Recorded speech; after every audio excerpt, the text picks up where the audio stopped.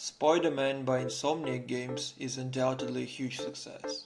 Highly acclaimed by both critics and players, it sold more than 9 million copies, becoming one of the most important PlayStation exclusives of 2018.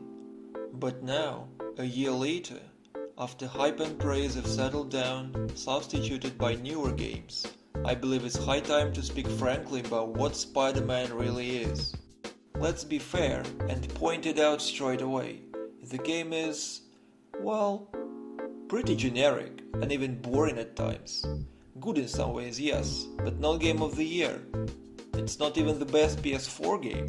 God of War, Detroit Become Human, Red Dead Redemption 2 were released the same year. So I think Spider-Man is severely overrated, does not deserve its praise, and here is why. Open world. Open world. Oh God, was I upset. If you play video games slightly more often than once a decade, you probably know something about open world games and how they function. For such a long period of time we can even trace back its evolution milestones, or at least notice some obviously important changes.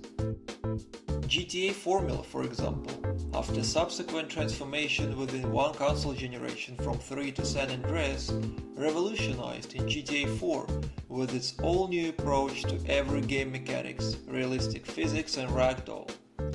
RPGs from vast and empty Morrowind and the original two clumsy, cheap but sincere and of course engaging Gothics ended up to become Skyrim, Witcher 3 and even Kingdom Come Deliverance, non-linear and packed with handcrafted side content.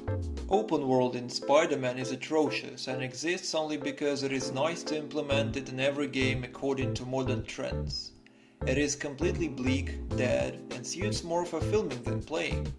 You expect to see Tom Holland and a dozen members of Columbia production crew across the street, but not yourself.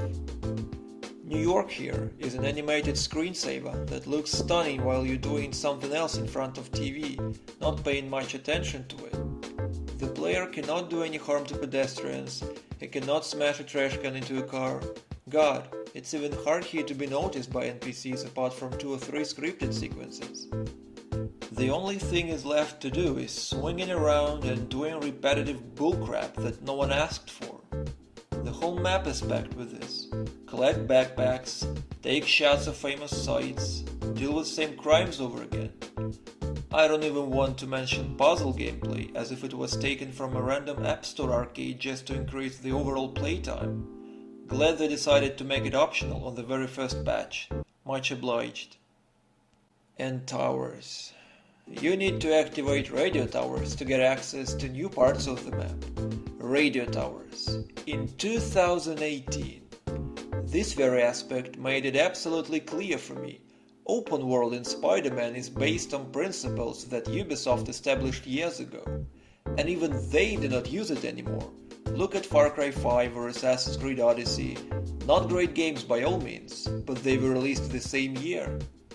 A lot of praise was given to combat system in Spider-Man, to its fluid, intuitive yet challenging design that offers a lot of different paths to approach every time you fight. Well, I cannot deny that it looks good, in terms of animation and overall feeling and feedback, but is it really flexible? The answer is no. Not in the way you expect it to be at least. Combat system can only work because you have to unlock new movesets and skills that freshens it. You start experimenting with new cool stuff and for a while forgetting about its repetitive and monotonous nature. Knowing that, the developers provided a whole bunch of nicely executed combos, but on the 10th hour, after dealing with another group of enemies, you start to get bored. Enemies are numerous and quite strong to beat, so you need to use spider senses to kill them. That basically means tapping one button endlessly unless there are guys with rifles that kick your superhero ego in 3 shots. Then you tap 2 buttons and throw something at them. As a concept, this is a pretty decent combat design taken from Batman Arkham games, but in Spider-Man with its verticality it becomes tiresome halfway through, forcing player to avoid enemy encounters, which is hardly possible after a certain point of the story. The story has some problems too. On the whole it is nice and even great sometimes, Not being a huge fan of Spider-Man and comics in general, I was glad they decided to create their own universe and make every character as they wanted, not ripping off visuals from the original trilogy or newer movies. But the narrative seems to be cut into pieces and randomly mixed. There is not enough time to get used to characters and feel involved into their stories. You do not care about them, and even forget what was happening while you were grinding hordes of enemies and solving stupid puzzles, which I of course didn't. What a great idea would be to make optional side quests, as every open world game provides nowadays, and let us spend a bit more time with the main characters. Instead, they made these weird and out-of-place missions where you play as Mary Jane or Miles Morales. Stealth is simply awful. Enemies always notice you, and there is not a single reason in trying to sneak behind or above their backs, as you can hardly complete any quest quietly. So instead they make you crouch as Mary Jane, thinking that sending all stealth gameplay into Reservation is a fair deal and good equivalent of terrible stealth mechanics. No, it's not. If you for some reason like crouching around small linear areas, hiding from scripted and liquid AI, just play a Plague Tale. I have not much to say about bosses. Most of them are fine, but there is nothing really new or breathtaking about their behavior. We see all of this many times in many different games, so there is no surprises. Camera, however, is surprisingly disturbing, especially with Fisk. He is not really a boss, yes, more like a tutorial section, but still. You have to complete the mission in order to get to the main game, but a friend of mine, who is not very familiar with modern games, just gave up after 10th attempt or so. Mostly because he could not navigate well and camera did everything to confuse him. Well, some final words in my defense. I know that this opinion is not popular, and the majority of players love the game with all their heart. I cannot deny it. Taste is different, and the lack of taste is still taste to some extent. All I wanted to say is that the game can be named good. Good. Not great, not amazing. It actually is. Graphics are stunning.